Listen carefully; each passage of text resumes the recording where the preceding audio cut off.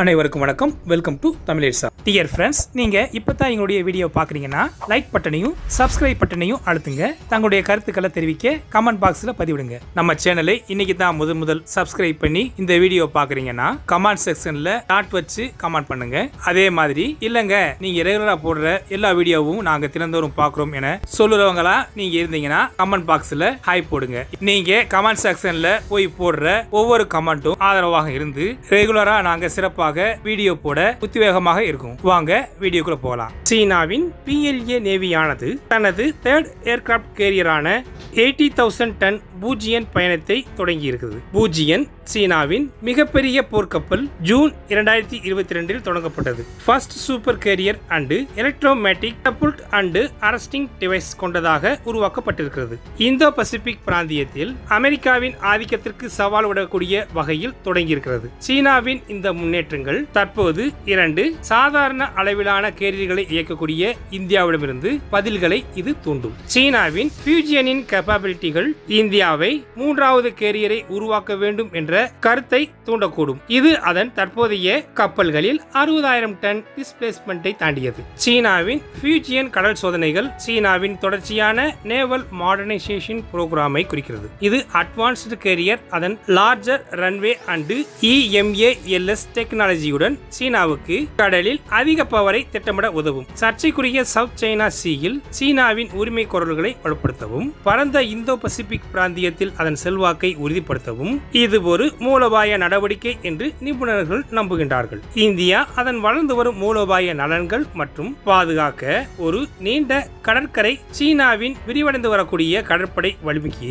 பதிலளிக்க வேண்டிய கட்டாயத்தில் உள்ளதை உணரலாம். ஃபியூஜியனின் திறன்கள் இந்தியாவுக்கு ஒரு பெரிய வலிமையான கேரியர் படையை அமைப்பது அவசியம் என்ற விவாதங்களை மீண்டும் தூண்டலாம். ஒரு பெரிய இந்திய கேரியர் ஆதரவாளர்கள் பிராந்திய அச்சுறுத்தலுக்கு எதிராக வலுவான தடுப்பை வழங்கும் என்று இந்திய பெருங்கடல் பிராந்தியத்தில் சக்தியை வெளிப்படுத்தும் என்று வாதிடுகின்றனர். ஒரு பெரிய கேரியர் அதிக எண்ணிக்கையிலான மேம்பட்ட போர் விமானங்களுக்கு இடமளிக்கும் மற்றும் கடலில் மிகவும் சிக்கலான செயல்பாடுகளுக்கு அனுமதிக்கும். ஒரு மெகா கேரியரை உருவாக்குவது ஒரு சிக்கலான மற்றும் விலை உயர்ந்த செயலாகும். இந்தியா குறிப்பிடத்தக்க தளவாடம் மற்றும் தொழில்நுட்ப தடைகளை தீர்க்க வேண்டும். மேலும் அத்தகைய நடவடிக்கையின் மூலோபாய தாக்கங்கள் மற்றும் பிராந்திய இயக்கவியலில் அதன் தாக்கம் கவனமாக பிரதிபலிக்கப்படவும் வேண்டும். ஒரு பெரிய கேரியரை உருவாக்க இந்தியா முடிவு செய்கிறதா என்பதை பொறுத்திருந்துதான் பார்க்க வேண்டும். எப்படி இருந்தாலும் ஃபியூஜியன் பயன்பாட்டுக்காக தொடங்கியிருக்கிறது. இந்தோ பசிபிக் பிராந்தியத்தில் வளர்ந்து வரும் கடற்படையின் நிலப்பரப்பை நினைவூட்டுகிறது. வரவிருக்கும் ஆண்டுகளில் இந்தியாவின் மூலோபாய பதில்கள் என்ன என்று பிராந்திய மற்றும் உலக நாடுகளால் உன்னிப்பாக கவனிக்கப்படும். Dear friends, Airborne Warning and Control System திறனுக்கான இந்தியன் ஏர்ஃபோர்ஸின் தேடுதலை தொடர்ந்து வேகத்தை பெற்றிருக்கிறது. நேத்ரா MK1A மற்றும் ஏர்பஸ் A321 அடிப்படையிலான AEW&C MK2 புரோகிராம் தற்போது கவனத்தை ஈர்த்திருந்தாலும் இந்தியாவின் முதன்மையான டிஃபென்ஸ் ரிசர்ச் அண்ட் ஆர்கனைசேஷன் நீண்ட கால இலக்கை இழக்கவில்லை. டோம் மவுண்டட் பொருத்தப்பட்ட AWACS தீர்வு முழுமையான 360 டிகிரி கவரேஜை வழங்குகிறது. AWACS திட்டத்திற்கான பிரத்யேகமாக வடிவமைக்கப்பட்ட டோம் ஆண்டனாவின் வளர்ச்சியை DRDO தீவிரமாக மேற்கொண்டு இருக்கிறது. நேத்ரா MK1A மற்றும் AWACS MK2 திட்டத்தில் தற்போது கவனம் செலுத்தப்பட்ட போதிலும் இந்த முயற்சி தொடர்ந்து வருகிறது. இந்தியன் ஏர்ஃபோர்ஸ் தற்போது நேத்ரா MK1A AWACS சிஸ்டங்களுடன் கூடிய 3 எம்பரர் ERJ-145 ஏர்கிராப்டை இயக்கிறது. அடிஷனலா தற்போதுள்ள பதிவை விட குறிப்பிடத்தக்க மேம்பாடுகளுடன் மேலும் 6 உள்நாட்டு உருவாக்கப்பட்ட நேத்ரா MK1A